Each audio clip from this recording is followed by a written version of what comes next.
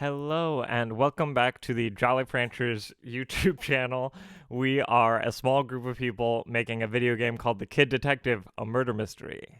And this week we will be starting to cover the basics of how to make an inventory using only Fungus. It's going to be the very basic concept of how to put together a larger inventory. Clicking on an object, setting a variable to true, having an inventory system where you can interact with the item and doing something with the inventory item. So that's what we're going to cover today.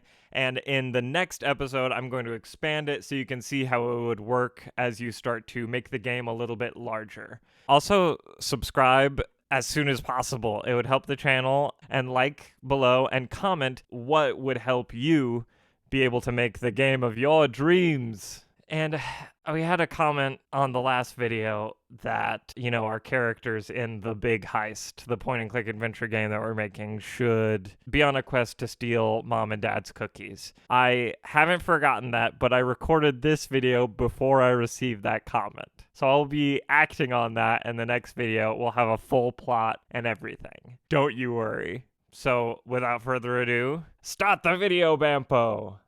Okay, so the next step, I am going to go here to variables. I'm going to create a Boolean variable. As you can see here, I clicked the plus button. There's 4 types of variables in Fungus: Boolean, float, integer, and string. A float is like any number that has a decimal point. An integer is any number that doesn't have a decimal point. And a string is any series of characters. It can hold words like wobbly goes woo, for instance. And so you could put that variable in a say command. You could ask the player what they want their name to be. They could type it in, and you could save it in a string variable. But for me, I'm going to have the Boolean variable cache, and I'm going to set it to false because I don't have it yet. And so when I click the cache register, I will set this variable to true by going down to variable, set variable. I am going to click here on any var and select my variable cache, and I will click this button and it will set the variable cache to true. Hooray. My problem now is that once I click on the cache register, there's no way to get back to the menu screen to see my inventory. So I'm quickly going to create another clickable object, a back button, so that I can get back to the menu where I can see the inventory.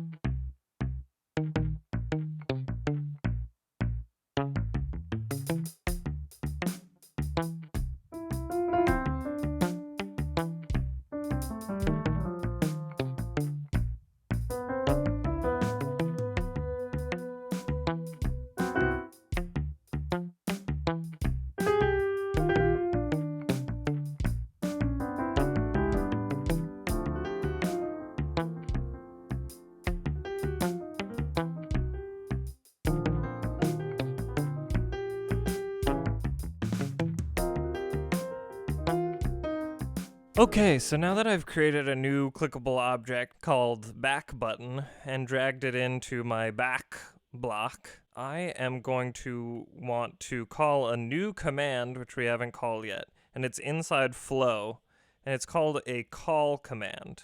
So this command you'll use if you want to go back and forth between blocks without a menu button option. So if you just want to make the player go to a block all by themselves, you can use this for organization, or in this instance, it's to control the flow back to the menu options. So I'm going to go down here. You can have multiple flowcharts and call a block from another flowchart, which might happen if your project gets bigger, but right now I only have one flowchart. And I am going to go back to new block. So when you click the back button, you'll go back to new block. And unfortunately, the way it's set up right now is you'll see the title text again, and Betty will introduce yourself again, and you will say, okay, it's time to steal all the goods. So right now, we're going to create a new game started block. We're going to make sure this is not a game started block. We're going to make this the new game started block. And we are going to copy and paste all this good stuff. Oh boy. You know, I don't usually use a Mac, but it's all I can screen record on. So once we've copied all of our stuff away from what used to be the game starter block, which I will call menu, I went ahead and I copied the clickable objects pawnshop false set active command into the game starter block because we don't want to be able to click anything yet. We want to be able to control when the player clicks. And I'm going to just put a flow command here and call our menu block. So let us test drive this scene. The big heist. Hi, I'm Betty. I'm here. And now we go to the menu block. And now we're going to steal stuff. And we're going to click on the cash register. Oh, wow. Our Boolean variable cash got set to true. And we are going to click on our very misplaced back button. And look at that. We went back to the menu. Wow. Okay, nothing else has any functionality yet, but let me show you how you could theoretically have an inventory and have the cash get put into it. And this is the way I've done an inventory before. I've done it with menu buttons, and I will call this menu button cash. And so we want something that checks for if the cache variable is true, then you have a cache menu option, and you can customize the menu buttons, and I'll show you how that they can look like an inventory. But first, I'll just show you the very bare bones way to check if you have a variable. I went to flow, and I selected if. While I'm here, I'm going to select else as well. So the if command is going to check for the variable. If the variable is true or false, if this was an integer, you could check how much cash you had. This method would be perhaps a little bit difficult with something like money, where you can have any amount 1 through 1,000. In Fungus, you would have to create so many if and else statements for that. You know, we can tackle that hurdle if we come to it. So if cache is true, then we want the player to be able to see that cache is in their inventory. And if it's not true, we will create a blank menu option that is not interactable, so you can't click it. And this will create the impression of sort of an empty object in your inventory.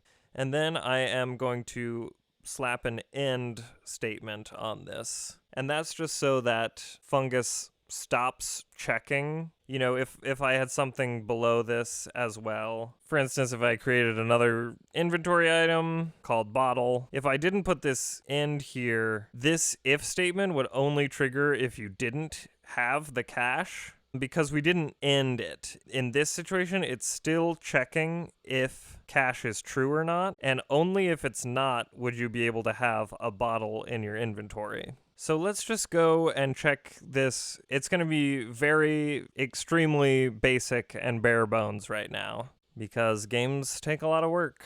So here's our inventory, and right now it's completely blank because in this playthrough I have not clicked on the cash register.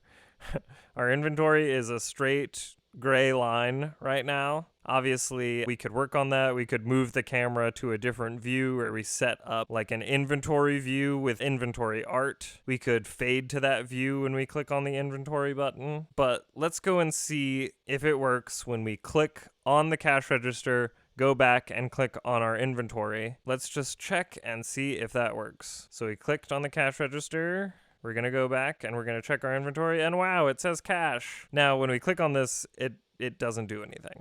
So that's a problem. We can't use the items in our inventory yet, but that's okay for now. For right now, our inventory is just a grayish transparent menu that sits on top of the pawn shop. And so I'm just going to go ahead and create a new view to move the camera to when we look at our inventory. I'm just going to go ahead and place it above our pawn shop scene here.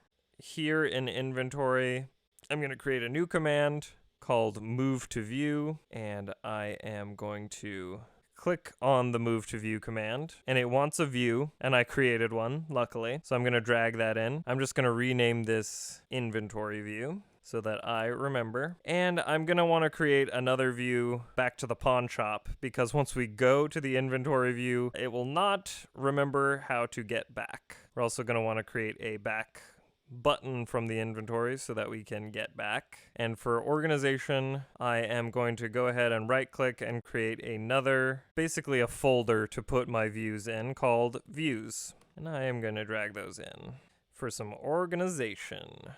And so that means I want my menu to have a move to view command as well, so that when we go back from the inventory, we move to the view of the pawn shop and we can see Betty again. And I'm going to drag in the pawn shop view, which I should make sure to place in the center of the pawn shop. I'm also just going to make sure that when we go back to the pawn shop view, Betty comes back too, so that we know we can always talk to her, which unfortunately there is absolutely no options here. But that's okay. We'll talk to Betty later.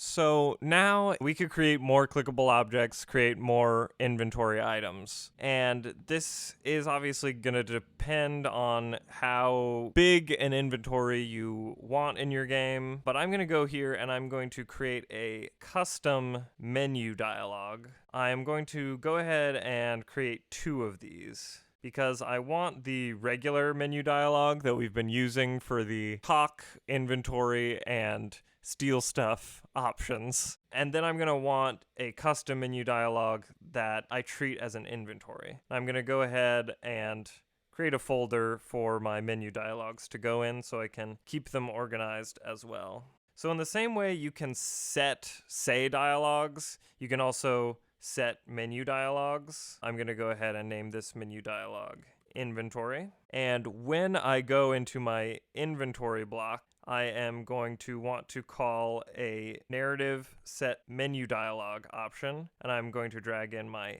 inventory dialog option. And that means when I go back to the menu from the inventory, I'm also going to want to set the menu dialog back to the normal menu dialog option. So as you can see, as we add more and more features to the game, these blocks start getting cluttered. And if I go on with these series, I can show you different ways to organize it as I create the game, The Big Heist, which is going to be a real banger. So let us customize our inventory menu dialog to look at least a bit more like an inventory, and I'll show you the possibilities. So I'm going to go ahead and expand inventory, and I'm going to click button group here. And as you can see, there's a vertical layout group, which is keeping these together in a vertical line. So you might want that kind of organization in your button groups. For my purposes, I am just going to quickly drag this whole button group over, and then I'm just going to start reshaping it. I want it to be about half of the screen. And as you can see, it is resisting my attempts to make it longer. I'm aiming to have, this is 6 buttons, so I am aiming to have about 12 inventory slots that I can use. I'm going to go ahead and eliminate the timeout slider, which you can use to make menu options that are on timed. You have to submit a response in a timed way. So as you can see, I just switched vertical fit to unconstrained, which you would think would start stretching out the dialog boxes vertically, but it does not. That is because if you click on an option button and shift click to click them all, they have a preferred height. Now you can keep this and type in whatever height you'd like them to be. Probably want all your inventory buttons to have perhaps a similar height. But it seems that they are just sort of drawing on top of each other. Okay, what I did was I disabled the layout element on the option buttons, and I disabled the vertical layout group so I could get all the option buttons just spread out on the side of the screen. But as you can see, you can select the image for each of the option buttons to make them, look more like an inventory slot. And then in your inventory, when you got the cache, you could set an image of the cache that you made in Photoshop or GIMP or whatever. You could set active that image to true in your inventory view, and you would be able to see the cache there. So that's how I'm thinking an inventory would look. So that's what I'm gonna try to make happen so that I can show you guys. So I duplicated the button group. I'm just gonna go ahead and make 12 inventory slots that fill the whole screen. If you wanted to have a bigger inventory, you could create a menu button that scrolled through from side to side. I haven't tried it, but I could try it on another video if you'd like to see that. I am going to just go ahead and drag in an image for our inventory item so that I can show you what that might look like. And then to finish the episode, I'm going to show you what clicking on the inventory item might do in this point and click adventure. So I've dragged in a random image that I had lying around, and it is of a padlock. I'm pretending now that the cash register is padlocked. So I'm just going to go ahead and change this variable name to padlock, and we are going to ask breaking the combination to the safe. We're already figuring out puzzles for our game, The Big Heist. So I am going to make sure that the image of the padlock only is set to true when we have the image, and that it is set to false when we don't have the image. And I've set it in our inventory view to be roughly where the menu dialog option would be for this padlock. So let's go check it out real quick to just make sure that it works on a basic level. So when we don't have the item, we even saw the padlock disappear. We could have this check before we move to the inventory view so that we don't see the padlock disappear as the check happens. That's going to be the first thing that we fix. I'm just going to go ahead and drag move to view down to the bottom so that our inventory checks whether we have items before we get to see that it's checking for those items. Let's go and check that again. Good, we did not see the padlock this time. And now let's play it again to see if we click on the cash register, does the padlock appear in our inventory? The text does not match the story yet, but that's okay. Oh, look. There's the padlock. Okay, this doesn't look great, but you get the basic functionality, and next episode I can clean this up and show you a bit more how this could turn into a polished product instead of whatever this is. Okay, so now when we click cache, because we're in the room with Betty, we want to talk to her about this padlock and hopefully get her help picking it and actually get some cash. As our story is evolving, we are going to fix some of the text that is no longer true. I need help cracking the code. Okay, so now our padlock button, we're going to create a new block called padlock inventory clicked. We're going to make our padlock inventory button go to that block. And we're going to make a little moment in here. Bleedy Ray Wilson. Hey, Betty.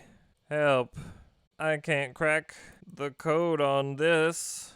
I need that sweet stolen cash. And Betty will say, forever and always, Bleedy Ray. Code cracked.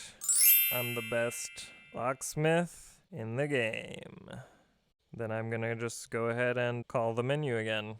And we would probably update the inventory item after this, but for this episode, I'm just gonna leave it with this level of functionality.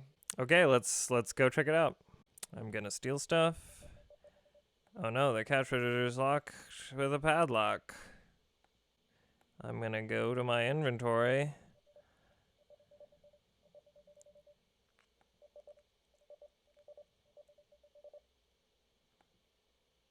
Now, obviously, there we would probably want to go to a view of Betty talking to us about the padlock, We'd want maybe some animations of her cracking the code. There's a bunch of stuff that we might want from this game that is not currently here. So if you have any questions, if you want me to expand this series, if there's a certain type of inventory you want help making, if there's some functionality that you want from an inventory that you are not seeing here, please comment below. I would love to expand this tutorial series so that everyone working in Fungus can have the inventory system of their dreams. That's all for today. Thanks for watching. Next time, I'm going to show you how you can have multiple locations and still one inventory so that the game can scale up and you only have to change one inventory as opposed to having a separate inventory for each room you move to or something crazy like that. So just comment below what exactly you're interested in seeing and how you're seeing this idea expand so I can cover it next week. Once again, subscribe, like, turn on post notifications. It would help a lot. And stay jolly, Franchers.